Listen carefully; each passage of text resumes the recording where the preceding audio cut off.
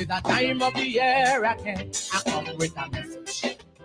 Some may not like this one, oh Lord, but I still gotta bring it.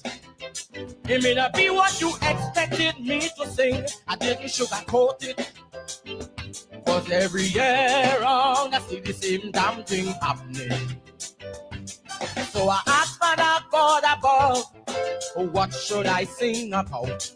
He replied to me, Angela, my son, open your mouth. You tell me open it wide and don't be afraid. Tell them to stop put a gun calypso and watching at size and age. How long you singing calypso? Number one question they ask you know. Have you paid your dues enough, my child, to get on the big show? Is the songwriter an icon? Oh, a name well known. Oh, your producer is a classic. Oh, your Kaiso 10th well grown. So if you still want to sing your song each year, sing it. One day you go win it. Although it look like Kaiso is a who know you think on every lyric too frank you might lose it. So walk the road, Angela, walk. It's a hard long road to walk, Angela. Oh, walk the road. But one day you go wear the ground with a smile of faith and walk your road, walk your road, walk your road. This is about my experience with singing songs right here. On my calypso journey, I met a woman I call mother, a living Kaiso icon. We call her singing Sandra.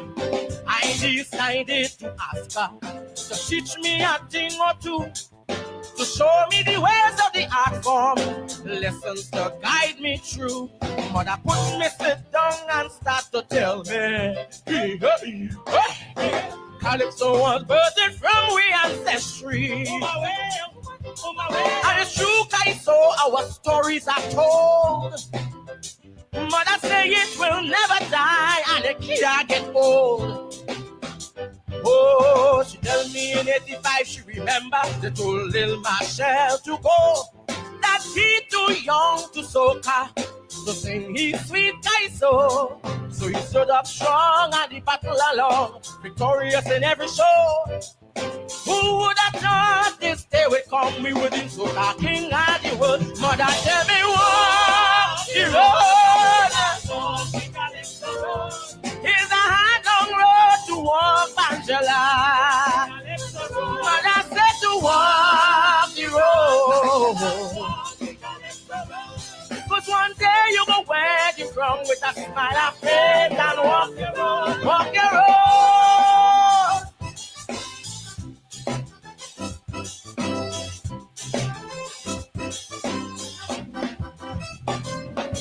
Just like the road of life could leave you with bruises and bumps, this pathway of Calypso, it got a lot of hurdles and humps.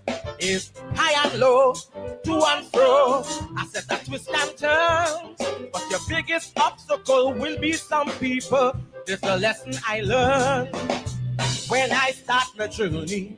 Some claim to love me to death, but that was only until they start to perceive my skill as a threat. Some label me and now come on me they try to look down. But they may know I live in Calypso since the age of 7. I observe individuals who say they support me strong, suddenly make a big turnaround. Now they're trying to waste me down. So I don't get high on supporters who lose sleep on detractors. But just like life, Kaiso is a state full of endless actors. So I go walk. It's a hard long road to walk, Angela. Oh, walk. Oh, Lord. One day you go wear the crown with a smile of faith and walk the road, walk the road.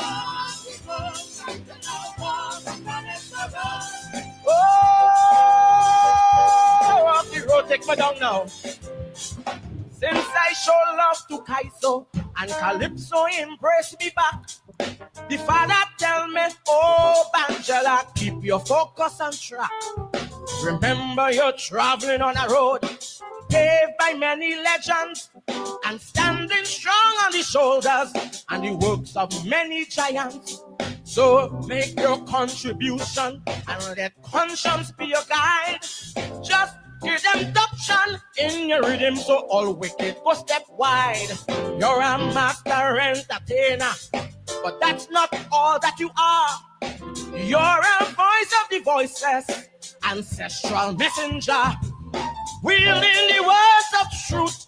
Never fear to use that weapon, whether priest upon the prince or pauper, police or politician. Remember that competition and money can't define your truth. Just push on through. Do your do and what is for you is for you. As long as you oh, it's a hard long road to walk, Angela. Oh, one day you go wear the crown with a smile. I say, walk the road, walk the road, walk the road, walk the road, walk the road, walk the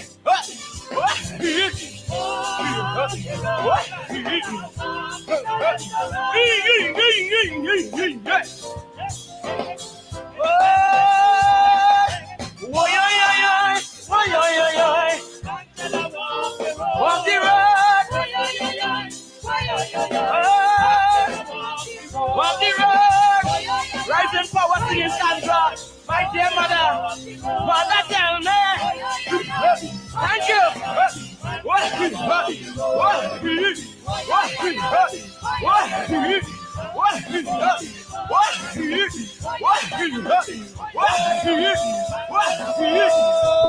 Marcella, you can't go just so.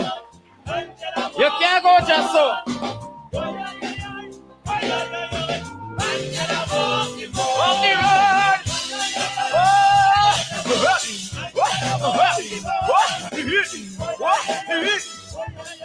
Take me down again. On my Calypso journey, I met a woman I call mother, a living Kaiso icon. We call her Singing Sandra. I decided to ask her to teach me a thing or two, to show me the ways of the art form, lessons to guide me through. Mother put me sit down and start to tell me. Calypso was birthed from re ancestry, and it's true, Kaiso, our stories are told. Mother say it will never die and it can't get old. Mother say in 85 she remember they told Lil Marshall to go, that he too young to soca, to sing his sweet Kaiso. But he stood up strong and he battled along, victorious in every show.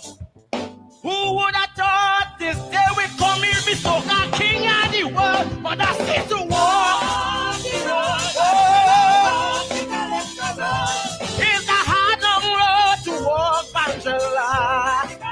Mother tell me walk the road, son. Oh, but one day you go wear the crown with a smile face. Oh, yeah, yeah, you, oh, yeah, yeah,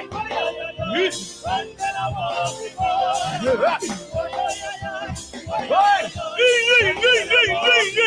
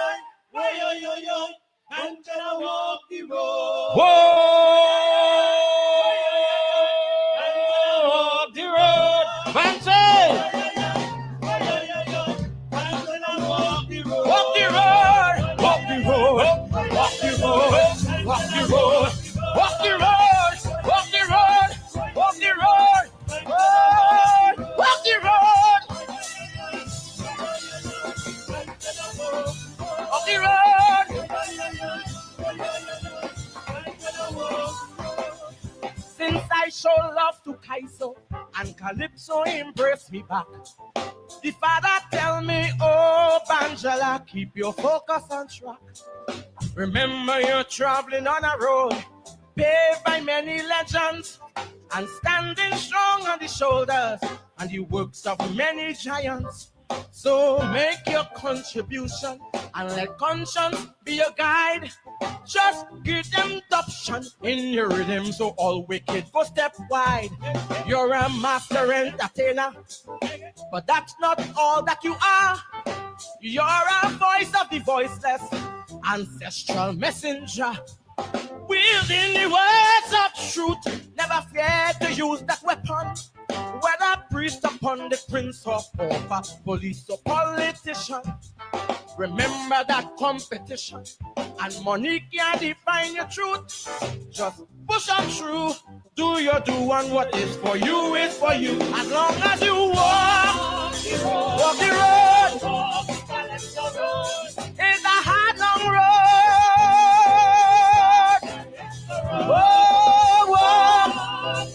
Oh yeah. And there you go where you come with a smile of faith. Oh yeah. Thank you, love on you.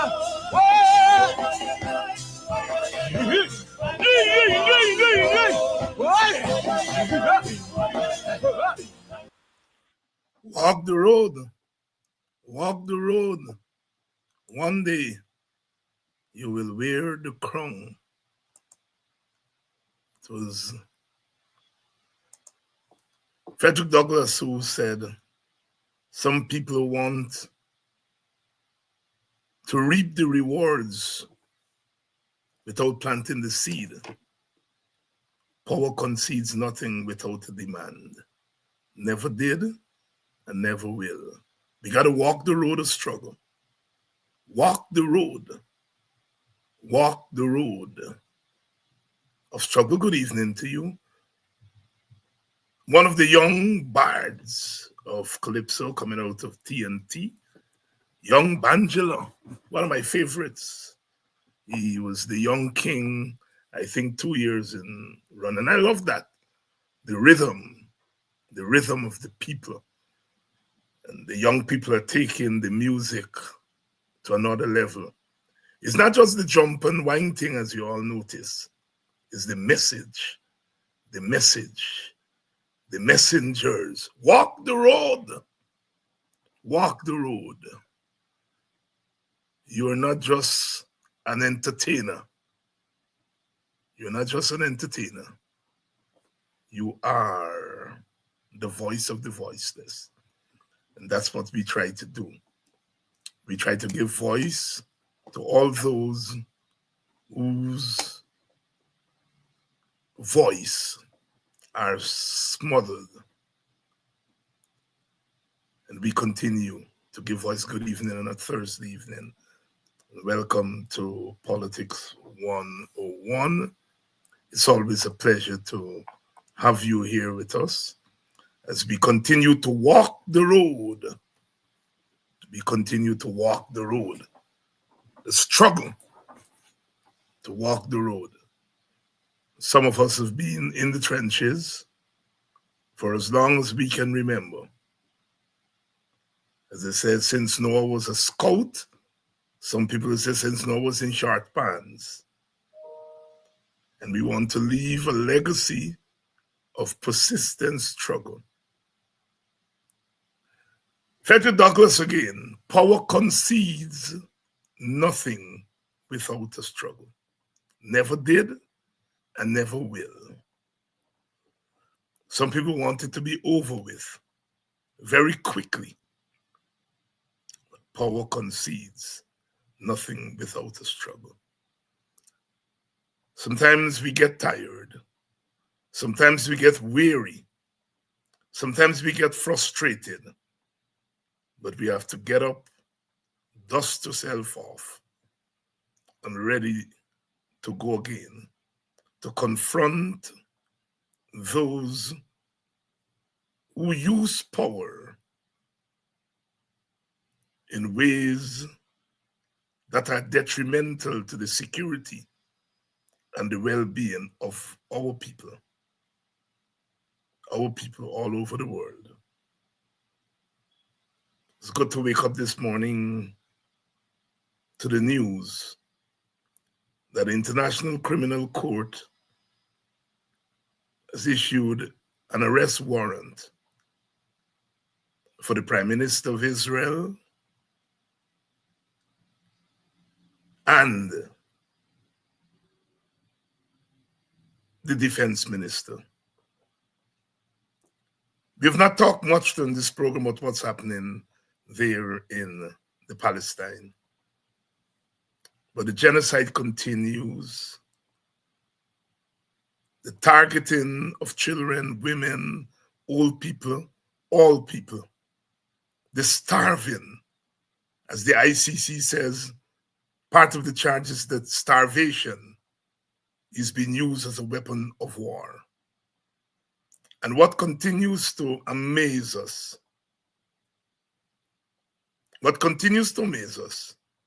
is the way in which the rest of the world, the rest of the powerful countries in the world are standing by and allow that atrocity to continue. History is not going to be kind to us. Guyana introduced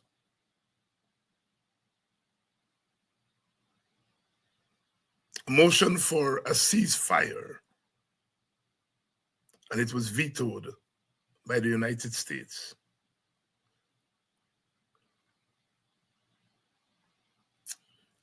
The Democrats have just lost an election,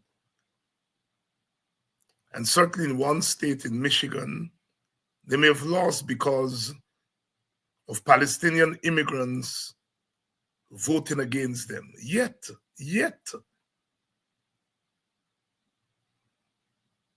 they have not learned,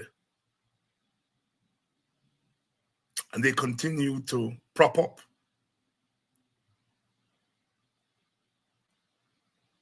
they continue to encourage the mass murder, the genocide that's happening in the Palestine. Our own Bob Marley said, so much trouble in the world, so much trouble in the world.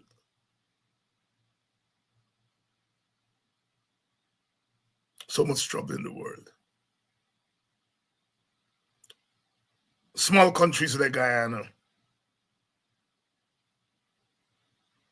must take note, and to prevent our own country from walking that road, the road of senseless violence, the road of genocide.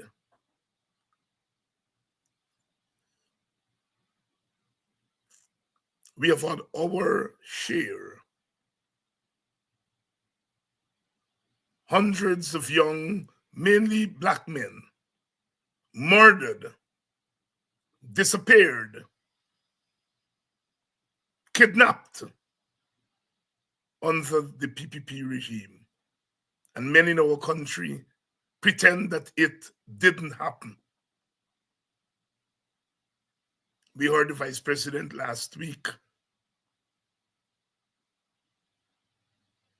disputing the numbers, suggesting that Nigel News said it's 1,200, and he's suggesting that it may be 300 or 200. Imagine that. No denial, disputing numbers of Black lives, young, beautiful Black lives,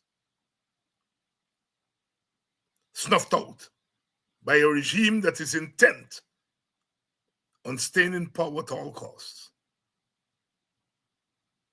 At all costs.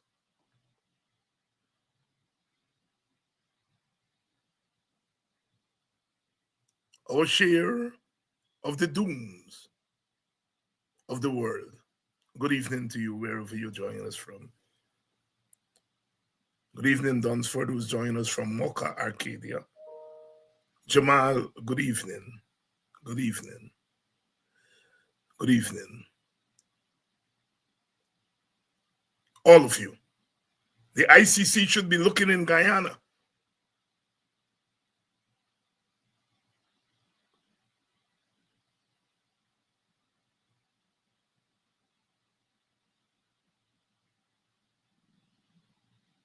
And to ask whether crimes against humanity have not taken place here.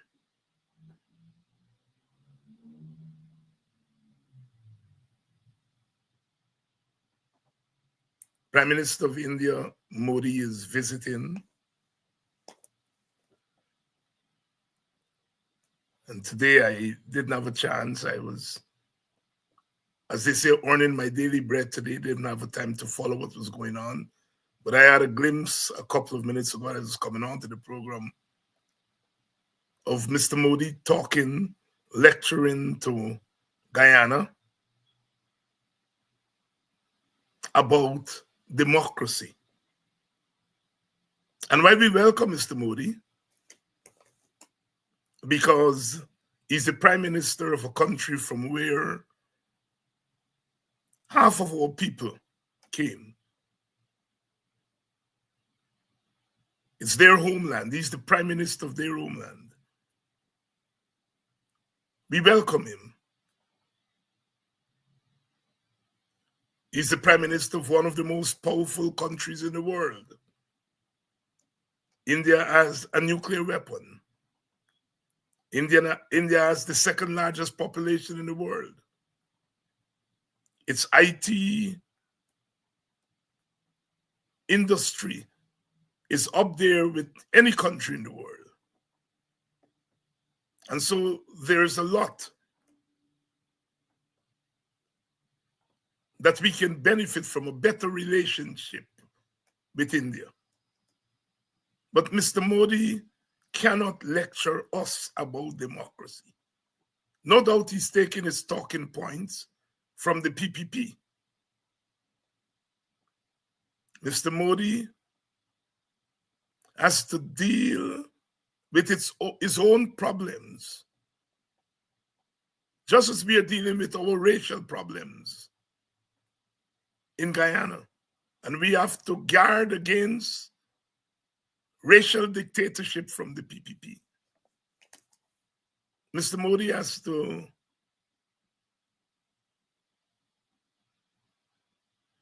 deal with his own problems with Muslims in his country. I understand there are about 200 million of them. Are they treated equally in the Indian democracy? Mr. Modi, we welcome you. But don't come here and point fingers. Do not point fingers at us. Do not point fingers at us. Ethnic groups living in the same place is always a challenge because there is the competition for resources. Mr. Modi, India has not done a good job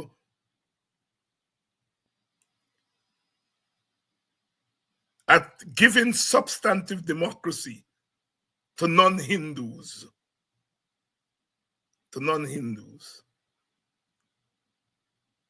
You have your own challenges. And don't lecture us. Do not lecture us about democracy. I wanted to get that in.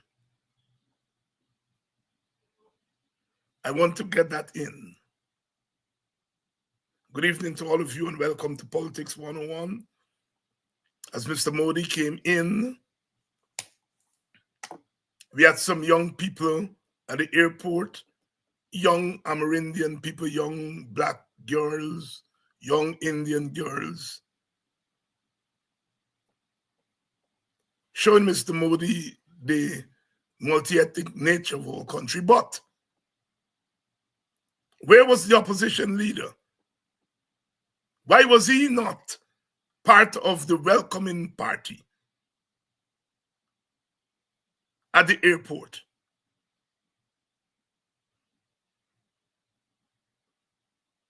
That omission says more about our country than the picture of little girls from the different ethnic groups. I understand that Mr. Modi has friends here, has friends in Guyana, but he has to be very careful that he does not come to Guyana and take sides.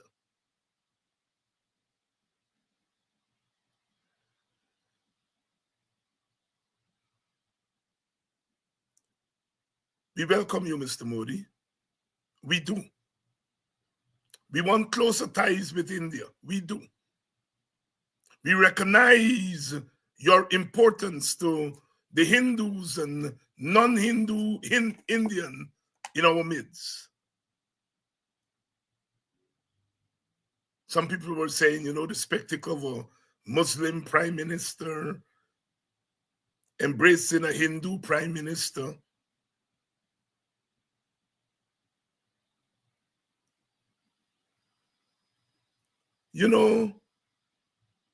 Muslims and Hindus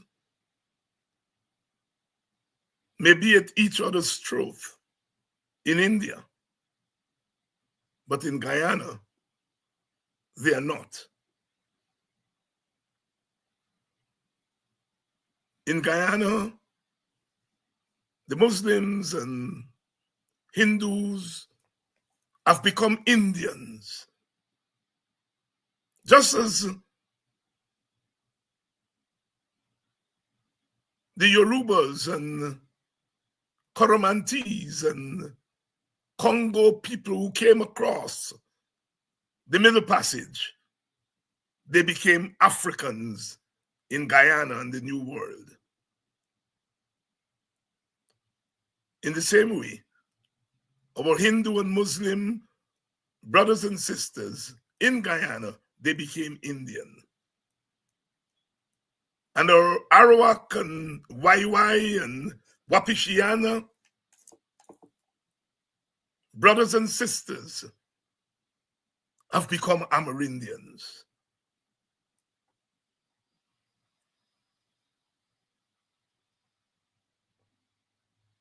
Ethnic groups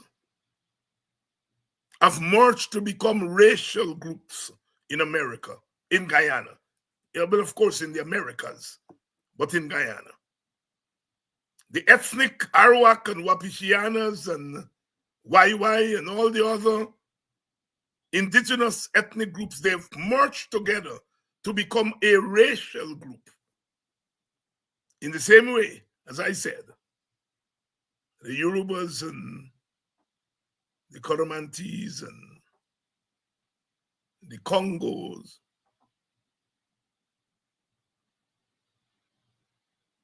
and all the African ethnic groups,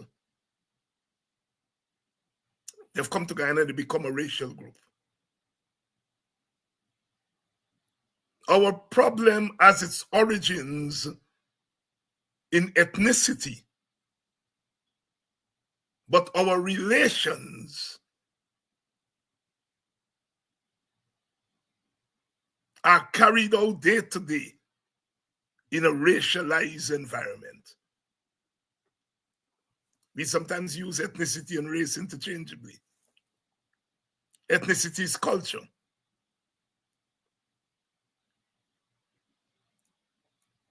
Race is political and economic.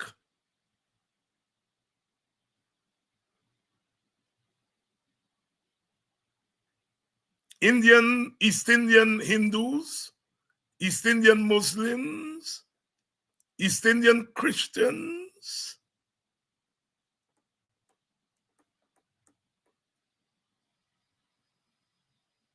East Indian Madrasi, they act similarly as East Indians. African Yorubans, African Congo, African Igbo, African Koromanti,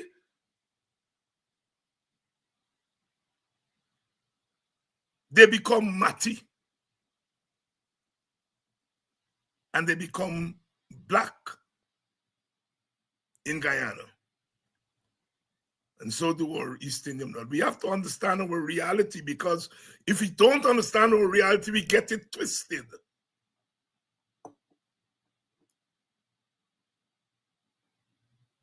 We get it twisted. Mr. Modi knows that we may have a Muslim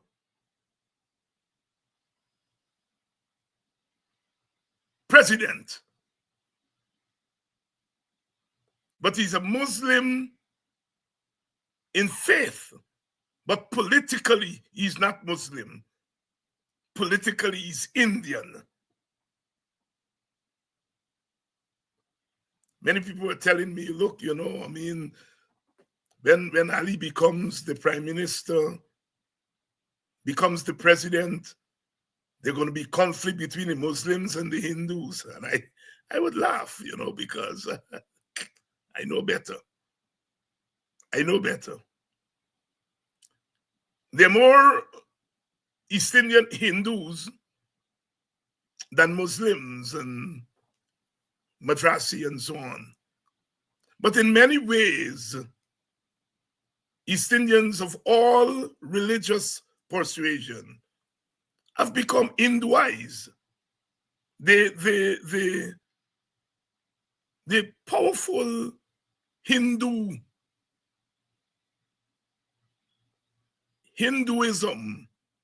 the Hindufta, shape their social behavior. I am not saying that Muslim and Hindu don't cosmati. I grew up as a small boy hearing when Hindu cuss full of man. You want to know who if it's the enemy they're talking about.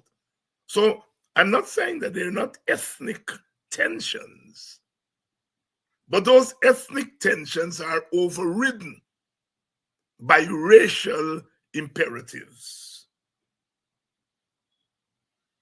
They used to say in Trinidad, you know, the Muslims would vote PNM and the Hindus will vote for the opposition. But the day in 1995, when Pandey became prime minister, and we had the first Indian prime minister in Trinidad, all those Muslims who used to vote PNM became UNC.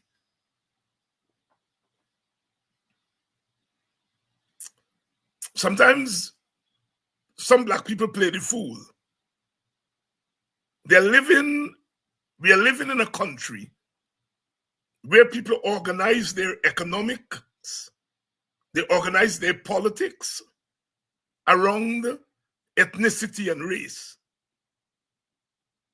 And some people tell us, black people, oh, forget about ethnicity and race. And some of us fall for it.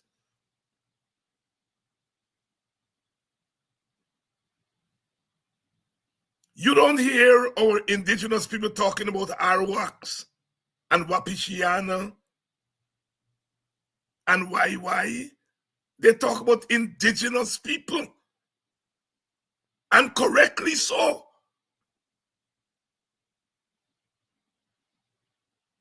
You don't hear our Indian Guyanese brothers and sisters talking about Muslim Guyanese and Hindu Guyanese. They talk about Indian Guyanese.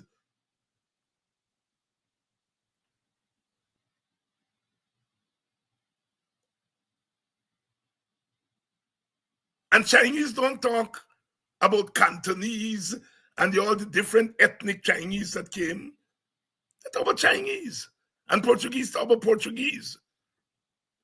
And people want Africans to talk maybe about class or some other thing. So we must talk about class and organize around class and organize around other things, while the other groups are organizing as ethno-racial groups. The most arrant nonsense I hear in Guyana come from some Black people, especially some Black leaders, as if they are ashamed to say they're African, or they have to make an excuse.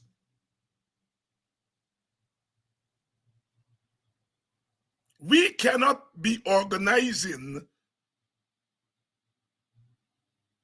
as some thing with no identity, while our brothers and sisters are organizing around their identity, and they have merged their differences into a sameness. As I said, you don't hear about Muslim Guyanese and Madrasi Guyanese and Hindu Guyanese, you hear about Indian Guyanese. Quite rightly so. In a place where competition for resources is along ethnic lines, why do you want to deny yourself the use of your identity?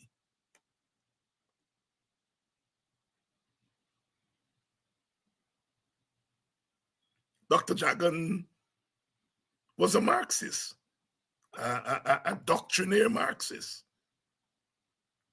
You couldn't get more doctrinaire than Jagan as a Marxist. And he himself didn't talk much about race,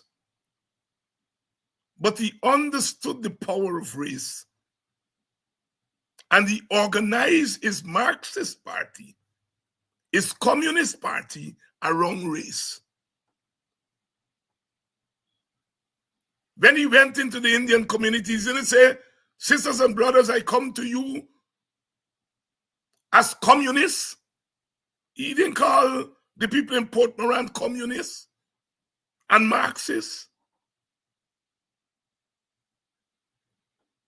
He was a Marxist and a communist who organized based on race. What else would he organize based on? The vast majority of Indians weren't communists and Marxists.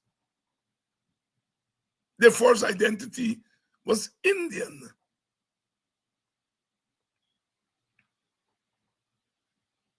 And yet people want we Africans to organize as other things rather than organize as Africans.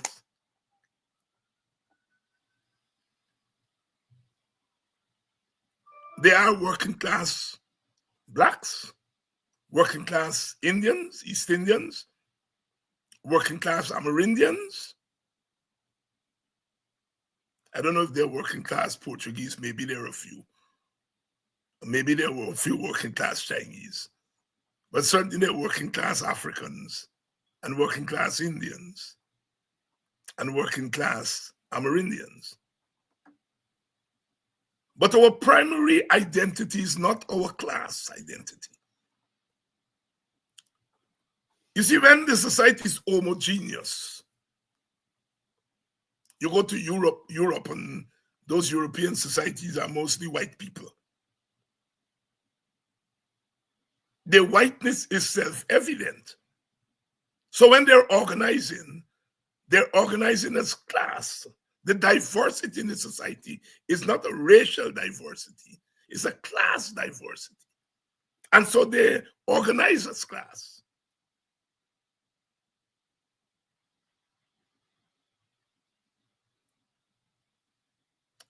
But we're making some headway. More and more of our leaders are learning to talk about other things plus their ethnicity. Nothing is wrong. All of us, most of us, who were products of the 1940s and 50s and 60s and 70s and 80s had some affinity to left-wing politics, Marxist politics, anti-imperialist politics. All of us.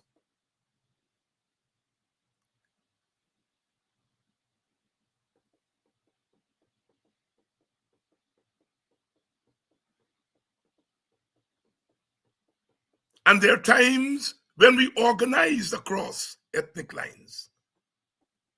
Ethnicities tend to come together when there is an external threat.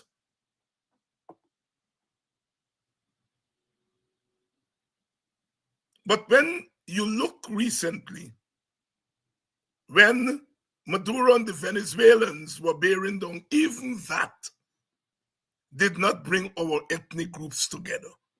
So Guyana, for all intents and purposes, has become a more entrenched, ethnically divided society. I remember I used to have, in the early days when I met my late friend, Clarence Ellis, we used to have big arguments because Clarence was of the view that once we enlarge the economic pie, our racial conflicts and differences and tensions would go away. But then he changed that. He changed that long before he passed away. And if he were alive today, he would have said, I told you so. We get buko money.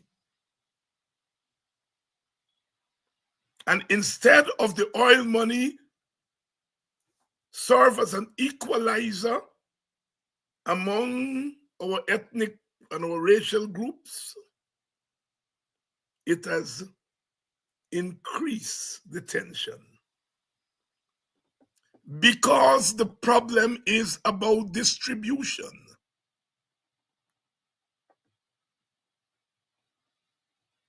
You see, people want race and ethnicity to go away, so that when they distribute the wealth in an inequitable way, you will have to tell them you distribute the wealth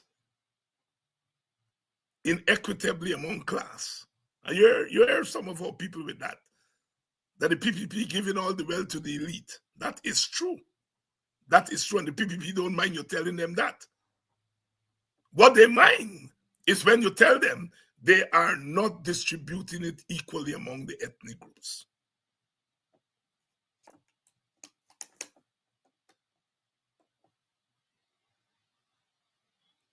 If you look around the world, there are no big fighting between poor people and rich people. You don't have no big struggle around the world where the poor people are out in the street rallying around the rich people, against the rich people. No. You look around the world, there are right now over 150 active ethnic conflicts in the world.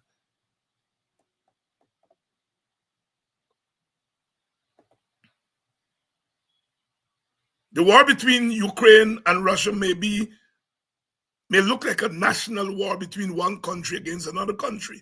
It's an ethnic war between Ukrainians and Russians.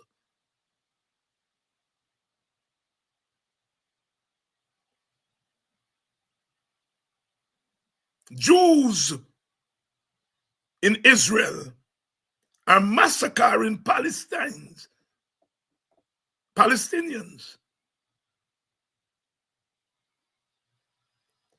And the rich and the poor in Israel, they find common ground against the Palestinians. Every now and again, you may have some of the young people, standing up and so on. But then they find a way to come together. Ethnic solidarity. We cannot solve our ethnic problems in Guyana by ignoring ethnicity. We have to confront it. We have to confront it. We cannot pretend that we don't have an ethnic problem. We do.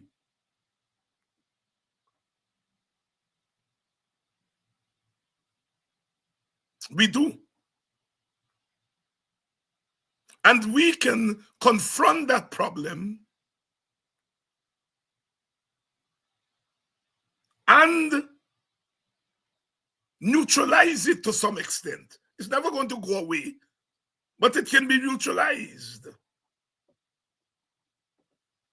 We are not going to neutralize our ethnic problems in the ballot box. Forget it. Ballot box is about power. And when it comes to power,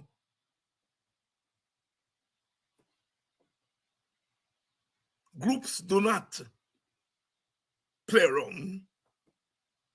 When it comes to power, each group wants to secure the power as a defense against the other group. In Guyana, sometimes we try to solve our ethnic problems at the ballot box. It's not going to be solved there. You have to use the ballot box as the means to the larger end of neutralizing our ethnic problems. I am being frank. I don't know what I can tell Indian Guyanese now to come and vote for opposition parties. I do not know what argument I can make to them. I can tell them, well, look, you all are feeling the squeeze because the PPP is giving money to the ethnic group, to the elites, and they don't give the working class any. Go tell that to a sugar worker. And the sugar worker will say, the PPP is given to Gaisuco. Gaisuco employs workers. So why are you coming and telling me the PPP is not giving me anything?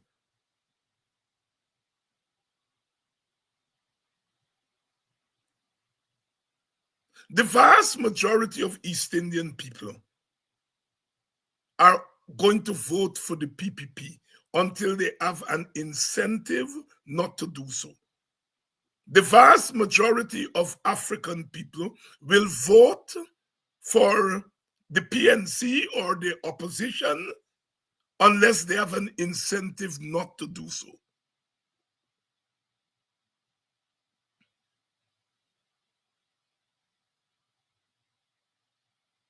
There was a time when the vast majority of Amerindians voted for the United Force.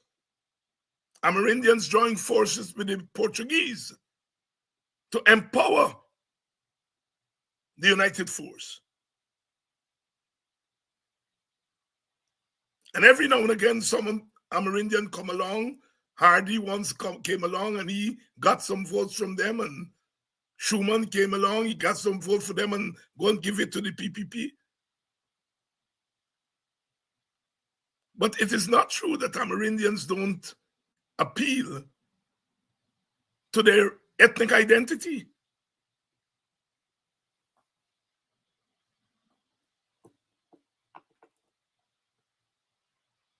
Sisters and brothers, we have to confront our demons. And we Africans play around too much with our identity. We are ashamed of our identity. We feel that, our identity, that come a time when Africans had lost faith and didn't believe that an African could have won an election when Granger came in and won.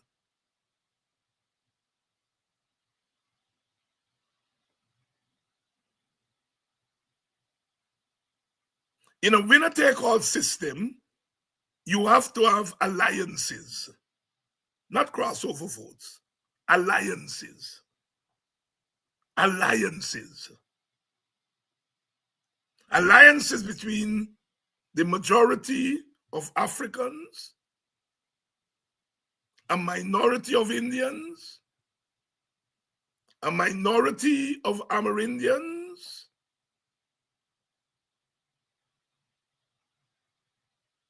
alliances, not crossover votes.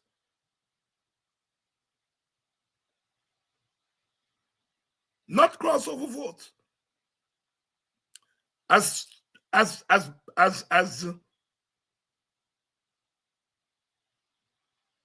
stupid as some people think Trump is, note what Trump did. He went to white people and he spoke to them as white people. He recognized that they were black youth, black males, not black youth, black males who were wavering, and he went to them and he tell them what he think they want to hear. He went to Hispanics, cuss them one day, tell them they're shit all, but then he went to them and tell them about immigration and their brothers and sisters coming in to take away the thing. Then he went to the so-called ethnic white workers. And he gave them and he was as stupid as he is. He spoke to each group as a group. Trump didn't have no big universal message. He told white women, I am going to defend you. White women.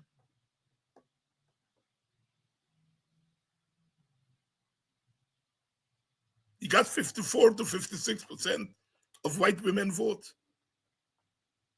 While the Democrats were talking about abortion, rather than speaking to white women as white women, they were talking about a universal abortion that all women.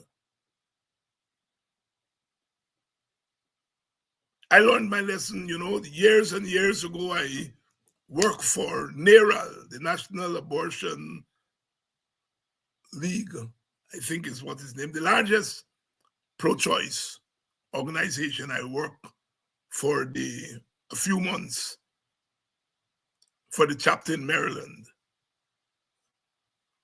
as an organizer. And they sent me to the black community to organize black women to come into NARAL and on the issue of abortion. I knew at that time that it was foolish, but it was a job. But I went. When I went into the black communities in Washington, D.C., the women tell me, brother, we don't want to hear about abortion. If we want to have abortion, we know what to do.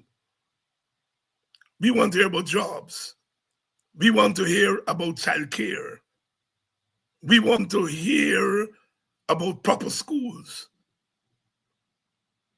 I had a sense,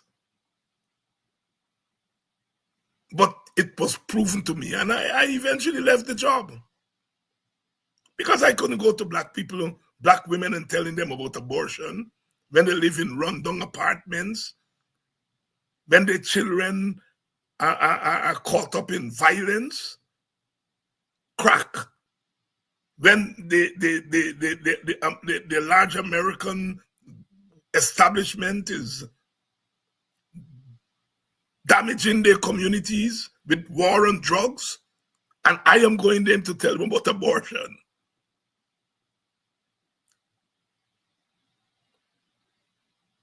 And that is what people are trying to tell me, David, you got to talk to people about multiracialism.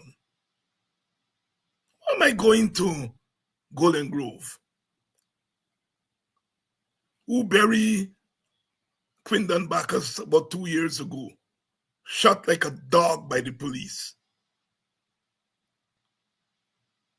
And they look up the road and they see Boston shot like a dog in his bed. And the Henry boys killed for sacrifice. And I am going to have to tell those people about multiracialism. I got to be a damn fool. They see nothing multiracial about police brutality and police killings. The police brutality and police killing are racially targeted to African Guyanese. What am I going there to tell those people about multiracialism? That in their day-to-day life, there's nothing multiracial about their existence. They left Golden Grove and they go up the road to Enmore. And their roads are bumpy, big hole, and they go over to Enmore and they say, nice paved roads. Is there anything multiracial about that?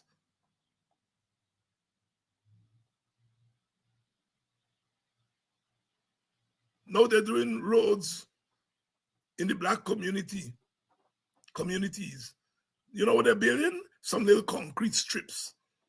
If you veer a little bit, you're gone off. Little narrow thing. Not even one car can drive properly on them things. And they tell us they're building beautiful roads in the black community. Roads? They're building some concrete strips. And people are telling me I must go and talk to black people about multiracialism. I must preach multiracialism.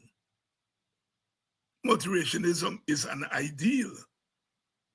Multiracialism is something we aspire to. Multiracialism has to ultimately be the solution to our country's problems. But I can't go when people are being beaten up as a race and tell them about multiracialism. The Amerindians in the interior, they see East Indians and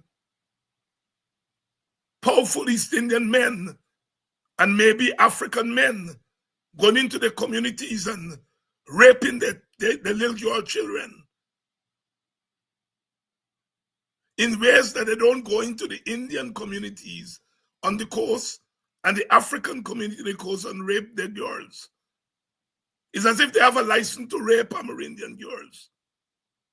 And I must go to Amerindians and tell them about multiracialism. There's nothing multiracial about rape.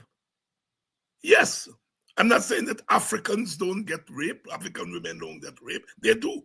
I'm not saying that Indian women don't get raped. They do. But Amerindian women seem to be easy target for these men. And so therefore, rape has a kind of racial face. And people want me to go and talk about multiracialism to people who are being hammered because of their race. It's the backwardness of our politics. They kind of feel good, you know? And I hear that from some progressives. Progressive meaning people who are, their politics are not backward politics, but they get confused between means and end. Multiracialism is an end, an aspiration.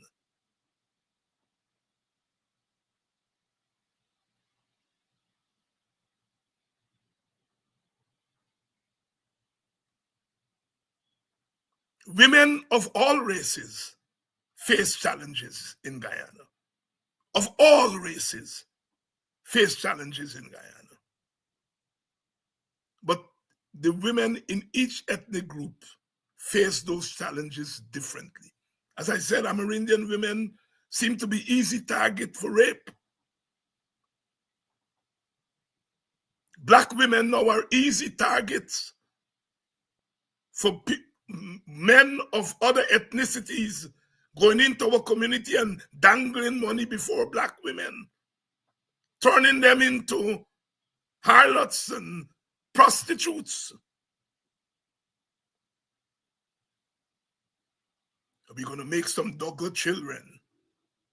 Well, if an Indian man loves the black woman and they get married and make the Douglas children, more power. But if you are going into those communities as an Indian man with plenty money, using your power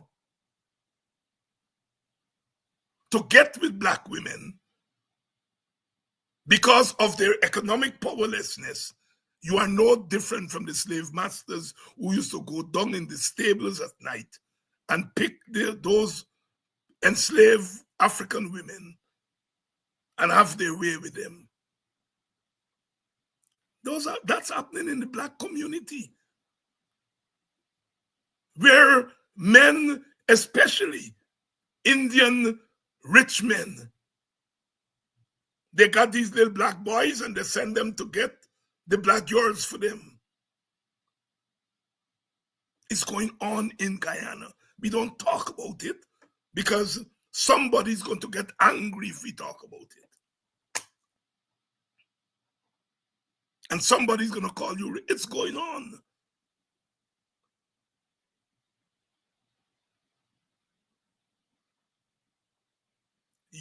Young black boys in Guyana play their music loud, but they can't go at an Indian-owned gas station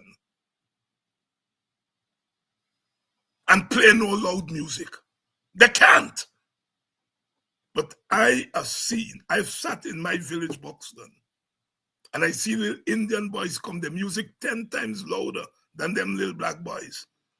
And they come and they carry on at that gas station.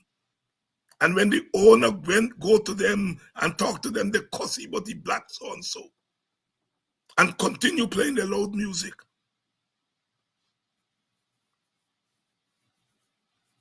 It's a sense of power, a sense of triumphalism, where the PPP is socializing young Indian boys. They give them contracts and they get plenty money, and they're being socialized to believe that they run things. In the old days, they used to say, well, it's black men used to go and take advantage of Indian women, and black men were this, and black police was this, and black soldier, the black police, them, as you all know, they're working for Indian overlords now.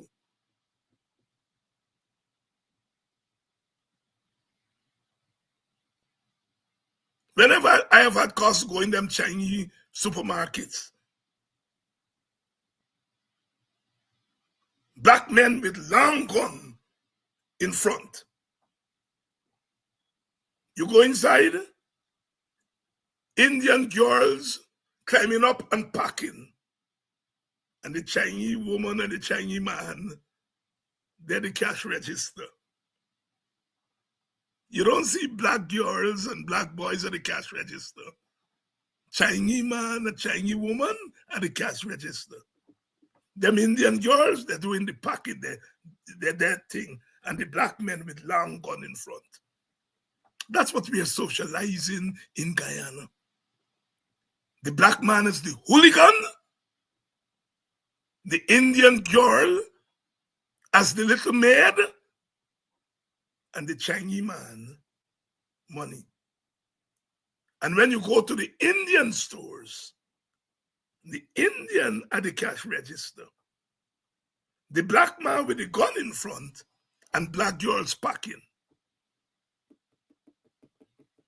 And more now you're seeing Amerindians. Girls are now in the packing business, packing up. Those are the reality in our Guyana. And so don't tell me this nonsense about everybody suffering, all races suffering. Yes, all races suffering, but they're suffering differently.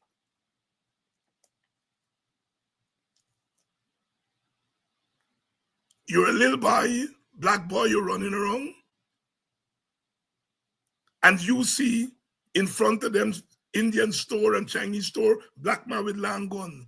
What are you being socialized to think about the role of black men? You socialize to think that black men are watchmen and security guards.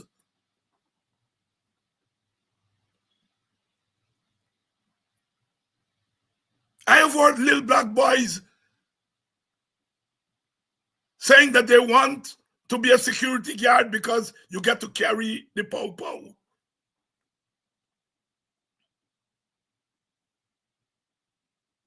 We are in a society that is riveted by racial discrimination and racial hierarchy.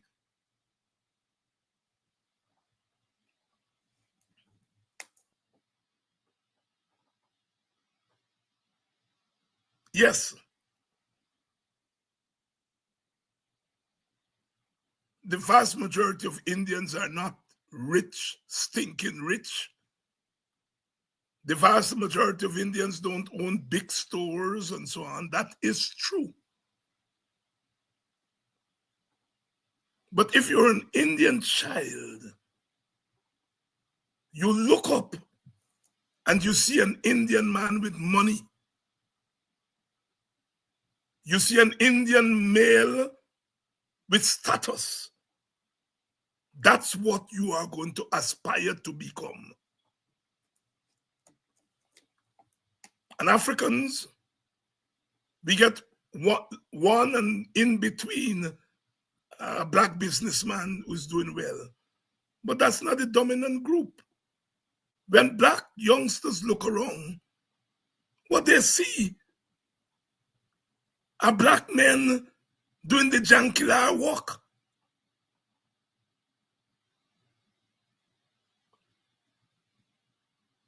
Teachers now are not what they used to be.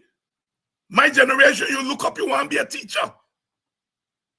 When you look up now and you watch in the black community, you watch a teacher who working for next to nothing. You don't want to aspire to be a teacher.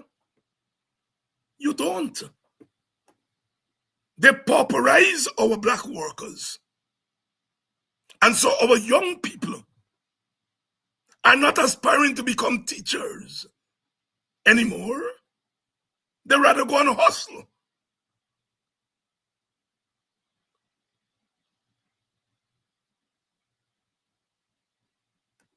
Jack Dio and the PPP are socializing young African men to be small, freak entrepreneurs.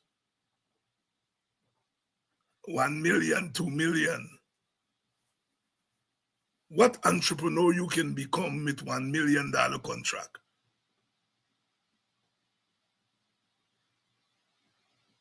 They're socializing young African men to become small timers. Not big timers, small timers. This is the reality that we are facing in Guyana. And we have got to aspire to leveling the playing field.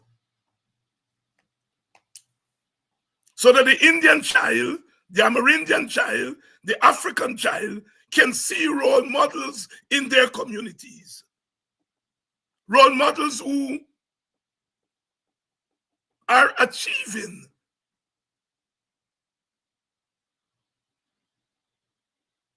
When you look up in the black community and you don't see businessmen and women big making good money, you don't see your teachers living good, then you are looking across to the other side for role models.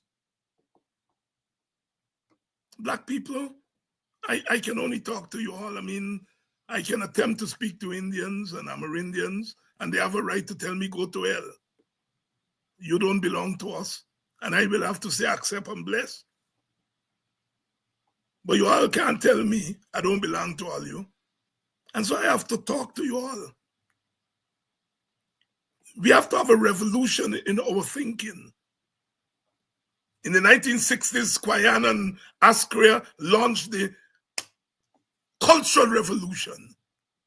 We have to launch another cultural revolution in the Black community to reorient our thinking and our priorities.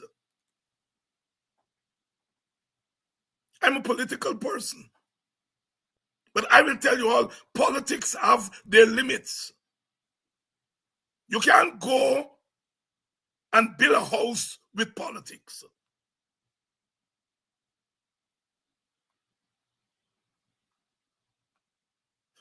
What you can do is use the politics to empower you so that you can build a house. We in the Black community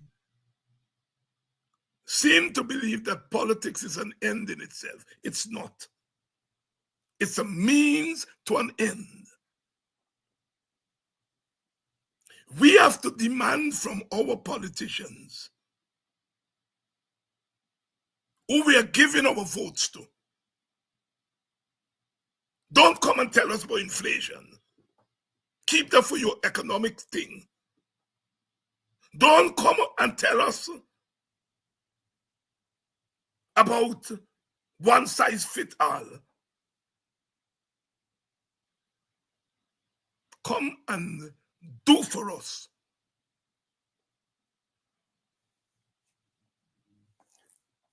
I fought against Burnham. But Black people, and many of us know that Burnham was not 3 cents man. He didn't manage power in a democratic way. Some of us felt that way. That is why we struggled against him. But there are still things that African people can look at and said, Burnham did this for us.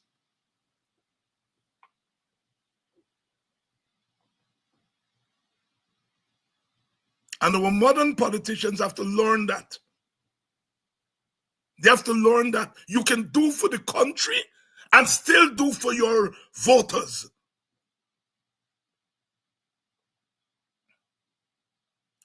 You can do for your voters, your supporters. You don't have to discriminate against other supporters to do for your supporters. The PPP is doing for their supporters. Where I have a problem with them and where we should have a problem with them is that they're discriminating against others to do for their supporters. And I am saying to our leaders, do for your supporters, but don't discriminate against other groups. There's a way you can do for your supporters without discriminating against other groups. That's the PPP playbook. They're doing for their supporters, but in the process, they're discriminating against other groups. And you can do for your people without discriminating against other people.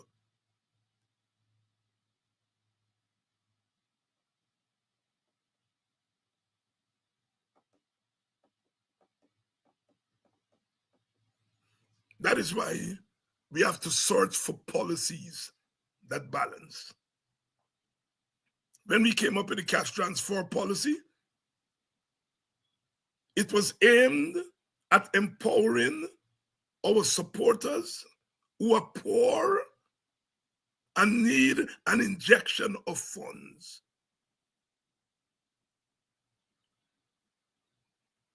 But we do it for every family we are proposing to get the families in our support base, who are mostly African families. We give it to all families of all ethnic groups. That is what you call balancing, giving your supporters without discriminating against others. People say target. Once you begin to target, you get into trouble. Look how the PPP doing. They're targeting voters and leaving out vulnerable groups like teenage parents. In a place like Guyana, you do not target groups. You empower groups by targeting everybody. And you look for policies that can do that. And then there are policies that you have to deal with when you come to East Indians. East Indians are in sugar. You have to confront the sugar industry. African people are wage earners. In the public service, they get paid the lowest wage. You have to tackle wages among public servants. Because in that way, you're dealing with the African specificity.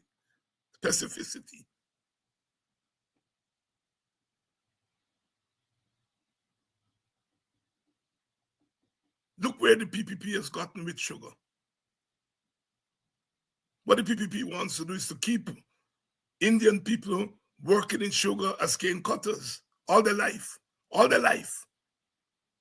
When the world has moved on from cane cutting, the world has moved on. We live in a mechanized world. But they are holding on to the old way to keep Indian people as cane cutters. Because if they keep them as cane cutters, they're dependent on subsidy from the government.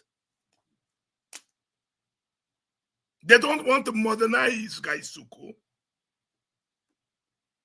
Because if you modernize Gaisuko, you have to raise the cane cutter from a cane cutter to a mechanic man, to a man or a woman who's dealing with computers. Digitalization. But so long as you have Gaisuko there, depending on cane harvesting with a cutlass, you are keeping a whole section of the Indian population. You're keeping them there on the sugar estate as low skill workers. That's why they're not holding on to Gaisuko to help Indians. Yes, they're putting money in Indian people's pocket in the short run. But in the long run, their political payback is that those people will remain there as low-skilled workers who are loyal to them. And they want to get black people like that.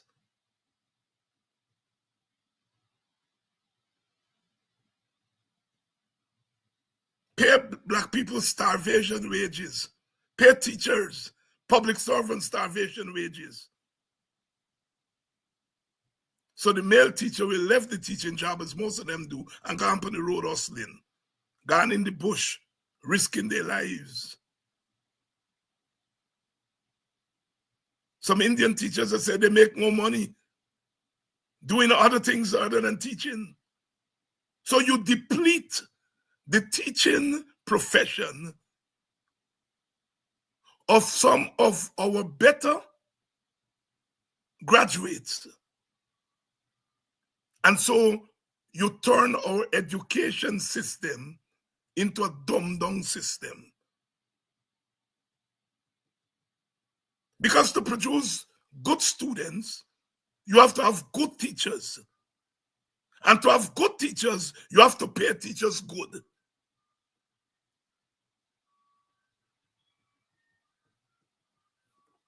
The grand plan of the PPP is to keep our people in the Stone Age,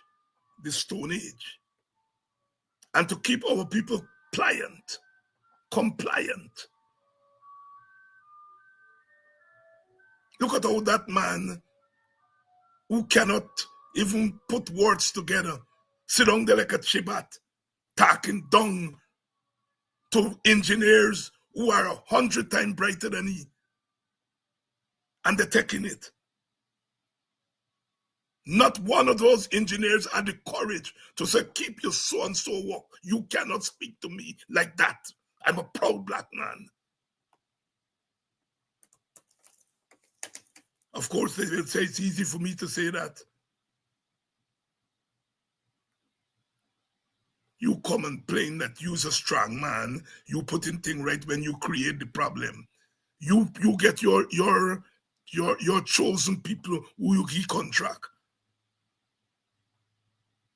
And then you come and tell them you're going to terminate the contract in 4 months. They have a right to take you to court. In the first place, if you give a contract, why the hell you giving him the money up front?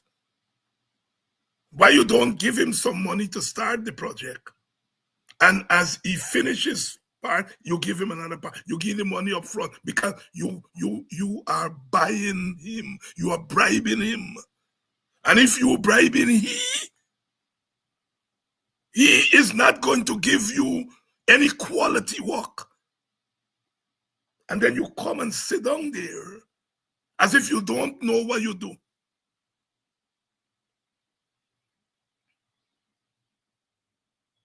Call people at 5:30 in the morning for say you talking down to them. You can't even talk down to your own family like that. And you got big black men, contractors, small-time contractors, and you're talking to them like in a way you can't talk to your own little son. And they have to take it. They have to take it. Black people, all you got to change the way you are thinking. Because those of you who are selling your black souls, I am going to lead a movement that will ostracize you all from the black community when the PPP has gone from office. We did not come out of slavery, beat slavery,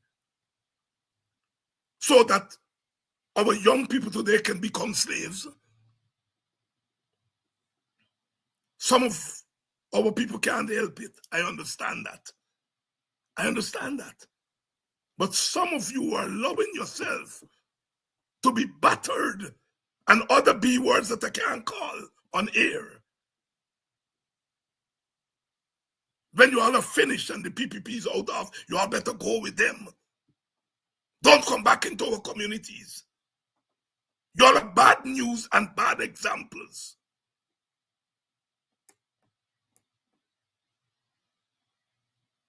We have to start getting tough with these gangsters in our midst. Because they're the ones who our young people are looking up to. They're the ones who can buy kite at Christmas time. They're the ones who can put a couple of hampers together and give because they're getting the little soup.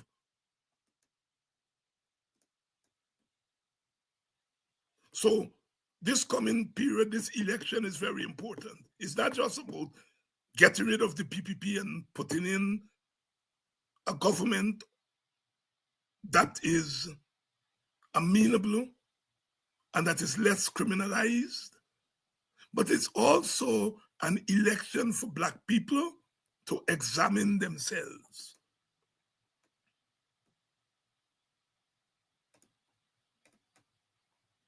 And if and when we have a change in government, the way the Indian government, the PPP, is treating black people, I will stand against our black-led government treating Indian people in that way. I would not be part of a government that treat Indian and Amerindian people the way the PPP is treating black people and Amerindian people. We have to respect people's dignity. And one thing you can say about Granger, he did not lead a government that disrespected Indians or Amerindians. In fact, some of the costs Granger get is that they say he spent too much time among Amerindians. He did not lead a government that disrespect Indian people and Amerindian people. But the PPP is proud to lead a government that disrespects black people and disrespect Indian people under the guise of giving them a penny.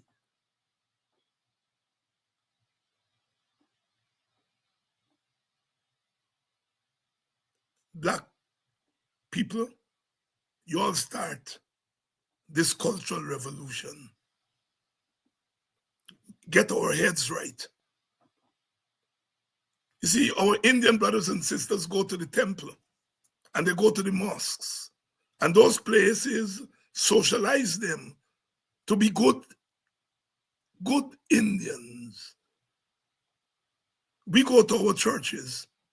Our churches talk about a God that we can't see, we can't feel, we can't touch. A God that is not black. They tell us about a colorless God. When you go to the temple and the mosque, their God is Indian.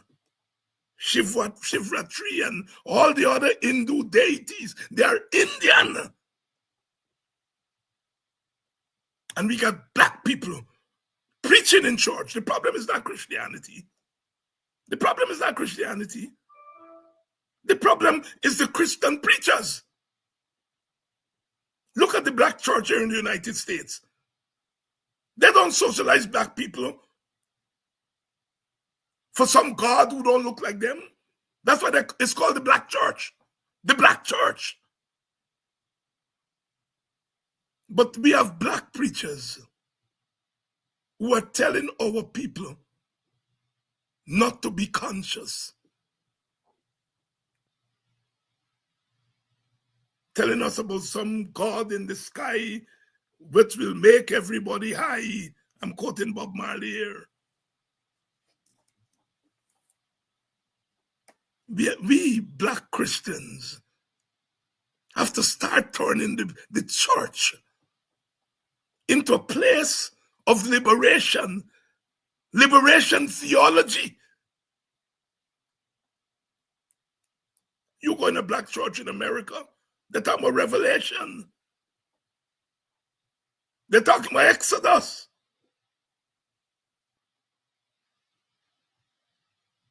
They're talking about the beloved community. And our black preachers are preaching about a God that we can't imagine. Whenever I go in church, when I go for a funeral or go to church, I pay close attention to sermons. And yes, there's some young preachers who are trying, but a lot of them, their sermons have no relationship to people's lives.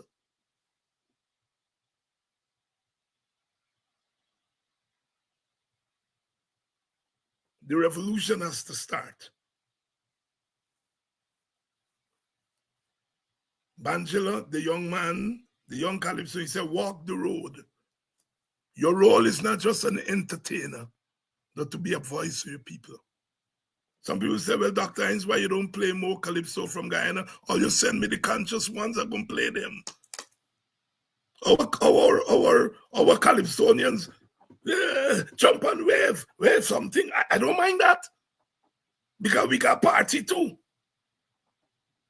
But we don't get the same kind of social commentary in our Calypso that you get from the Trinidadians and Barbadians, and you get from the reggae singers in Jamaica and Antigua and those places.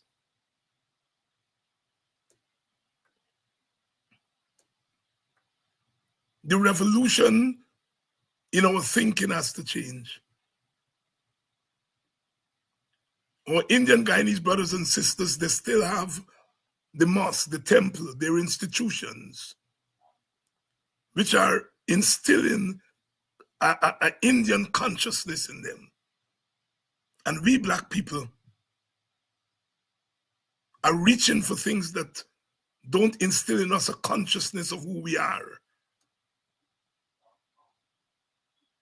And you cannot define yourself as mango when everybody else is defining themselves as money.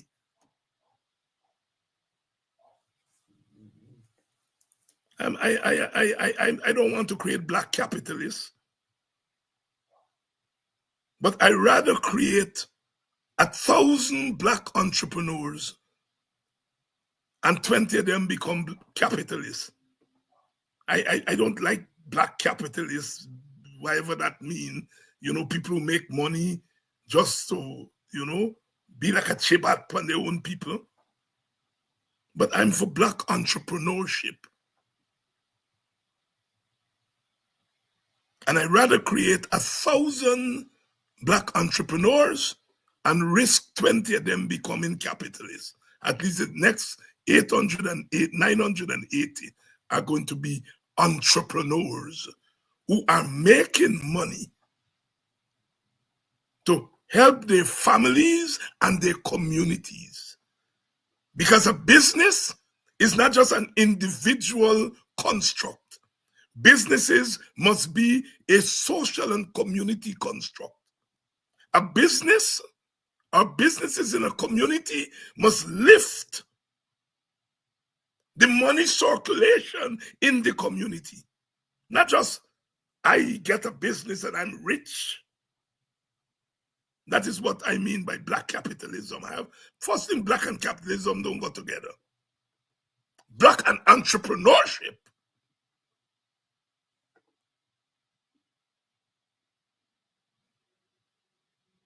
The revolution in our thinking has to begin now.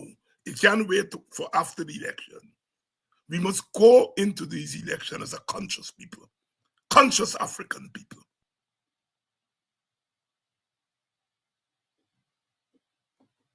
So that we can take our place alongside our Indian, Chinese, Portuguese, and Amerindian brothers and sisters as an equal people. If you're equal, you can't take your eyes and pass people, and you won't let people take their eyes and pass you. Right now, black people encouraging I pass from all angles. You already see them Colombians and people coming in, taking over Sherry Street and black people pushing wheelbarrow for them. You already start seeing that. Go along Regent Street and see what the black men they do. They live in clat and live in big thing for carrying them store. That's what we have been reduced to. And those people are coming, the Latino people are coming, and we already start pushing wheelbarrow for them.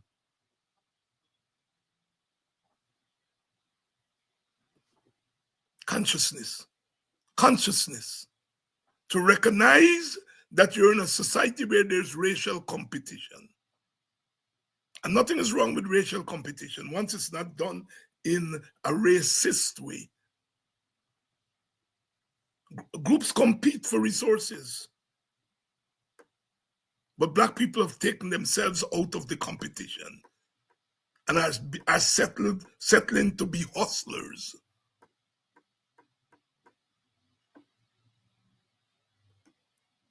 Some of our young people, you know, all they want is a car and a gun.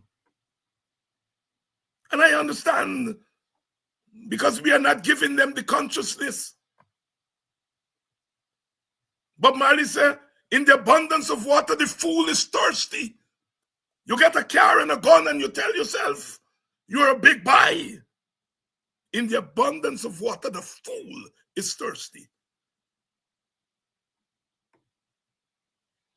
While you happy with a fancy car and a gun, people are gunning down your brothers. They're harassing and taking advantage on your sisters, and you're happy with your gun and your car. You're happy to take your little sisters and deliver them to Indian bourgeoisie men.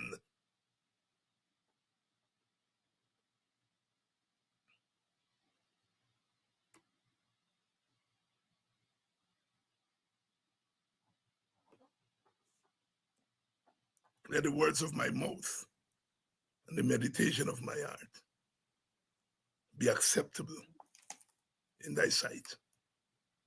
I will be waging this war. Because if I'm going down with my boots on, and I'm putting on my boots to fight for the oppressed. And the oppressed of the oppressed in Guyana today are people who look like me. It's not that Indian people are not oppressed. At some point, I will direct some of my remarks to Indian people. I will. So don't believe I'm not going to talk to Indian people. But charity begins at home. Indian people have people talking to them. You see, they bring Modi.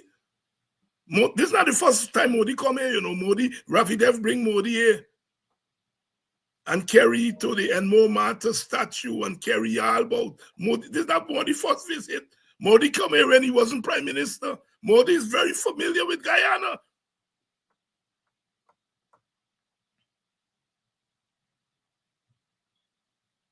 Modi is not the first time Modi come here. Modi was here in the year 2000. Ravi Dev de Bringi.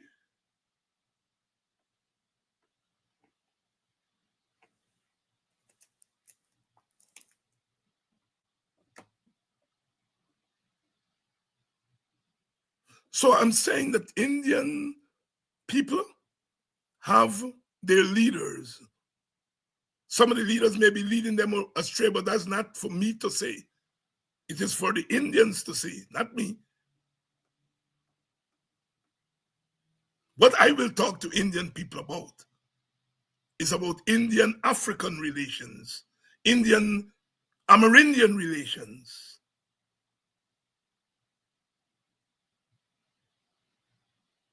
We got to live in this country together. We got to share it.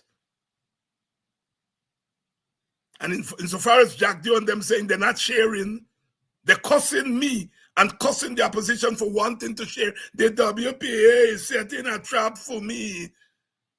And the next thing they will tell us is about a national government. He's against national government. He's against sharing. I am saying I don't want Guyana for black people alone. I don't. If I want to live in a country where black people, I'll go to Africa.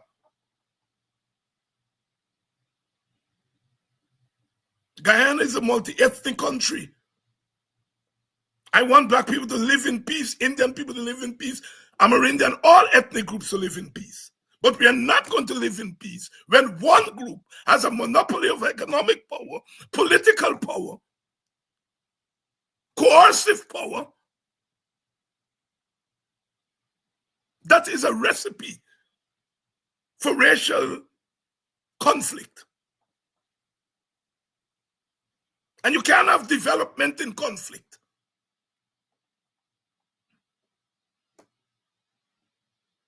So we have to right the wrongs. No.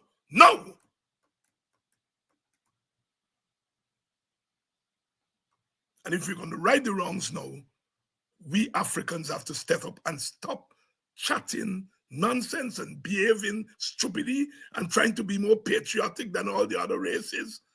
We're always, when it's time to sing the national anthem, we stand up more straight than everybody else. I'm not saying that we should not be patriotic. I'm saying you must be patriotic to your country, but you must be patriotic to your race also.